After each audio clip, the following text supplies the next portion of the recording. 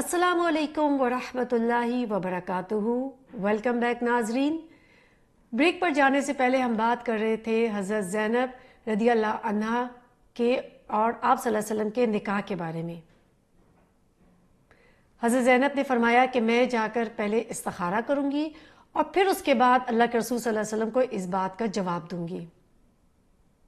ادھر دوسری طرف آپ صلی اللہ علیہ وسلم پر وحی اترنا شروع ہو گئی۔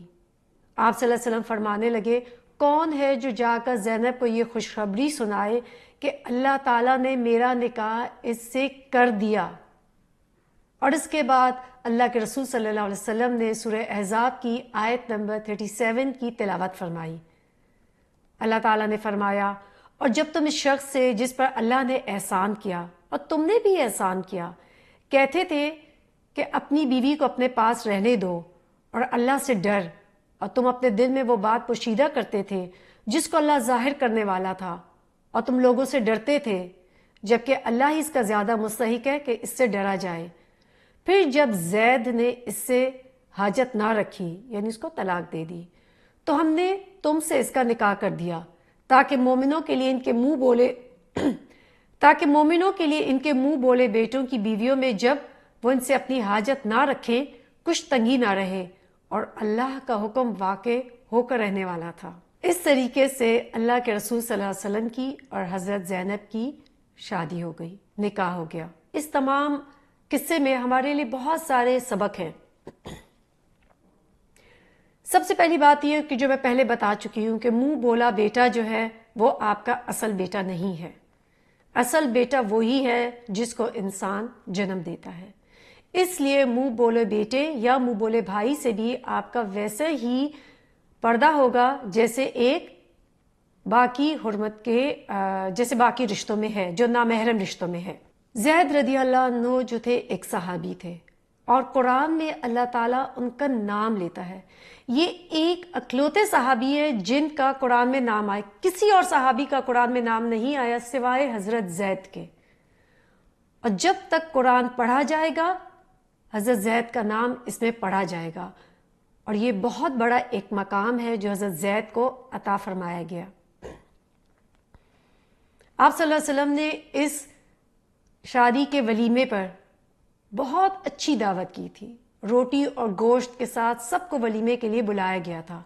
تمام صحابہ، حضرت ابوبکر صدیق، حضرت عمر رضی اللہ عنہ اور اصحاب الصفہ کو، اور جو صحابی تھے سب کو اس دعوت پہ مدعو کیا گیا تھا۔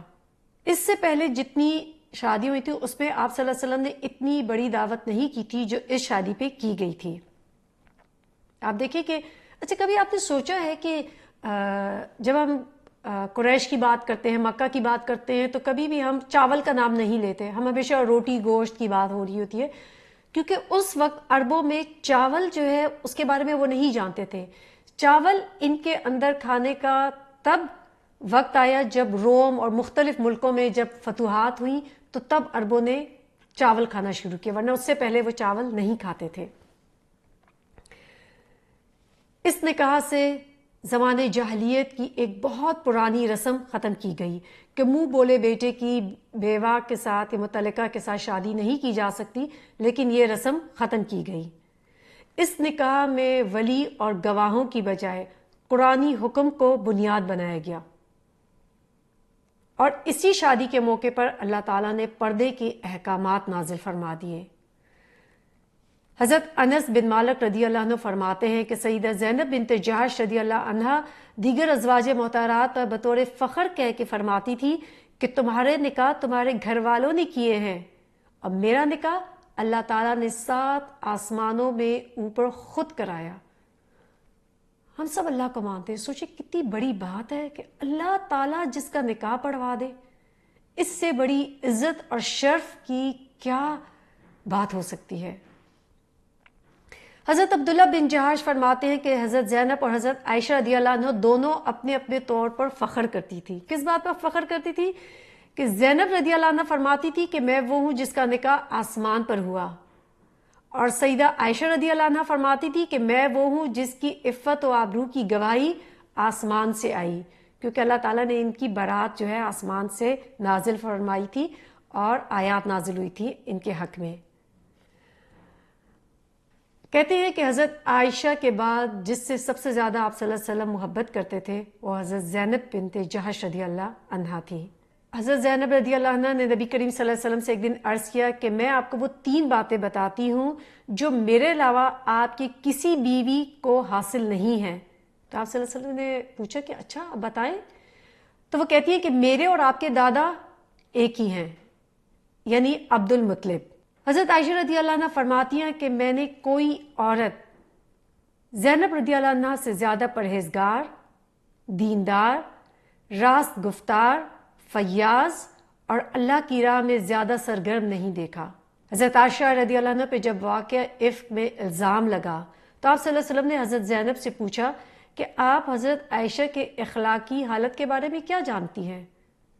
سوچے کہ وہ ان کی سوتن تھی، لیکن کیا فرمایا کہ مجھ کو سیدہ عائشہ میں بھلائی کے سوا کسی چیز کا علم نہیں۔